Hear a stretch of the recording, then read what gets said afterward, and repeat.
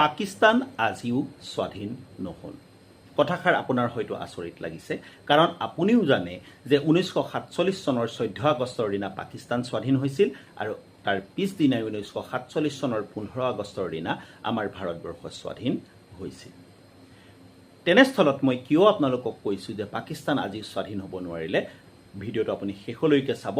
মই যুক্তিপূৰ্ণভাৱে যিকেইটা কথা কওঁ আপোনাৰ মনত খাই পৰিছে নে নাই আপুনি মোক এটা মতামত কৰি জনাব। 1947 চনৰ 14 আগষ্টত স্বাধীনতা লাভ কৰাৰ পিছত পাকিস্তানৰ জনসাধাৰণে বিচাৰিছিল এখন নতুন পাকিস্তান, কাৰণ তেওঁলোকে কোনো লোকচান কৰি ভাৰতৰ পৰা আঁতৰি যোৱা নাছিল, তেওঁলোক সদায় লাভতেই আছিল। কাৰণ ভাৰতবৰ্ষই বুকুত এটুকুৰা ঘাট হৈ এটুকুৰা নিজৰ ভূমি আনৰ সিদ্ধান্ত অনুসৰি পাকিস্তানৰ হাতত এৰি দিবলগীয়া হৈছিল।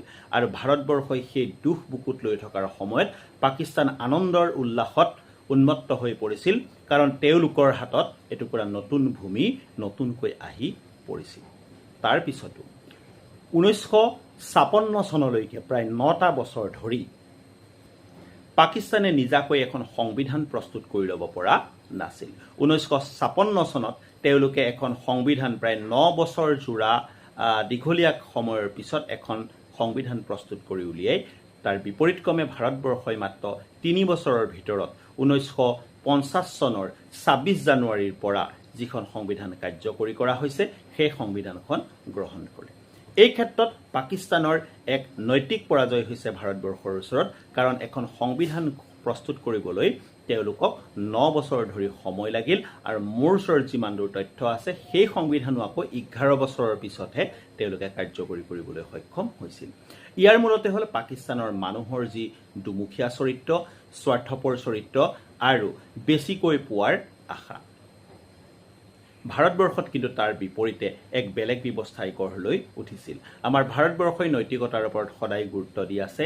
দেশৰ জনসাধাৰণৰ আশা আকাংক্ষাৰ ওপৰত ভিত্তি কৰি ভাৰতবৰ্ষই 1950 চনৰ ভিতৰত মাত্ৰ এই 3টা বছৰৰ ভিতৰত সংবিধান প্ৰস্তুত কৰি সংবিধানখনক কাৰ্যকৰী কৰে, আৰু 1952 চনত ভাৰতত প্ৰথম যি গণতান্ত্ৰিক নিৰ্বাচন সেই নিৰ্বাচন ভাৰতবৰ্ষই আৰম্ভ কৰিছিল।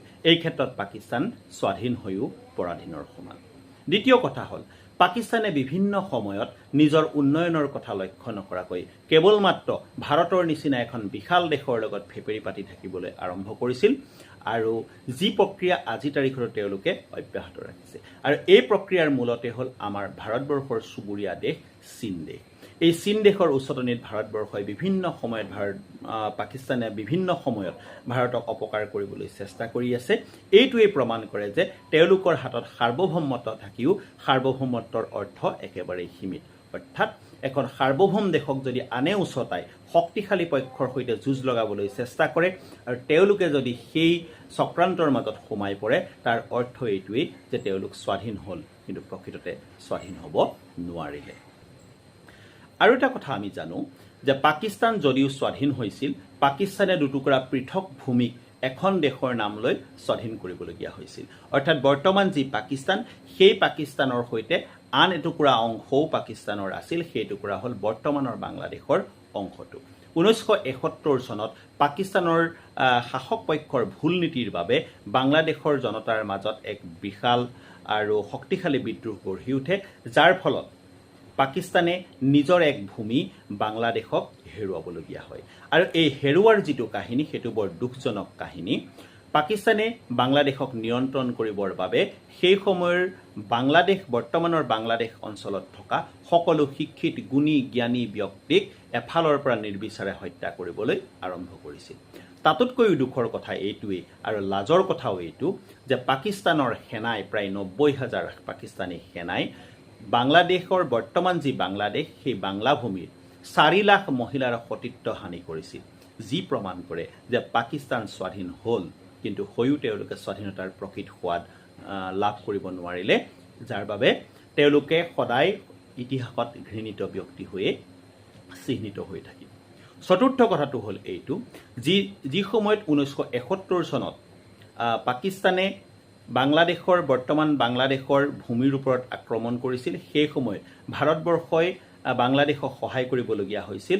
অন্যথা বাংলাদেশৰ বহু লোক আহি আৰু অধিক লোক আহি ভাৰতবৰ্ষত থিতাপি ল'লেহিহেঁতেন বৰ্তমানটোৰ পৰিস্থিতি আপোনালোকে কেনেকুৱা চলি আছে দেখিয়ে আছে, তাতকৈ ভয়ানক পৰিস্থিতি হ'লহেঁতেন। আৰু সেইবাবে ভাৰতবৰ্ষই পাকিস্তানৰ বিৰুদ্ধে বাংলাদেশক সহায় কৰিবলৈ বাধ্য হৈ যায় আৰু 1971 চনৰ এই যুদ্ধৰ যি পৰিণতি স্বৰূপে বাংলাদেশ এখন সাৰ্বভৌম দেশ হিচাপে চিহ্নিত হয়। দুখৰ কথা এই যে সেই সময়ত পাকিস্তানৰ 90,000 সেনাই ভাৰতবৰ্ষৰ সামৰিক শক্তি আৰু দ্বিতীয়তে কূটনৈতিক শক্তিৰ ওচৰত তিষ্ঠিব নোৱাৰি তেওঁলোকে ছাৰেণ্ডাৰ কৰিবলৈ বাধ্য হয়। অৰ্থাৎ 90,000 সশস্ত্ৰ সেনা থকাৰ পিছতো বংগভূমিত পাকিস্তানে ভাৰতৰ ওচৰত নতি স্বীকাৰ কৰে বা বাংলাদেশৰ ওচৰত নতি স্বীকাৰ কৰে।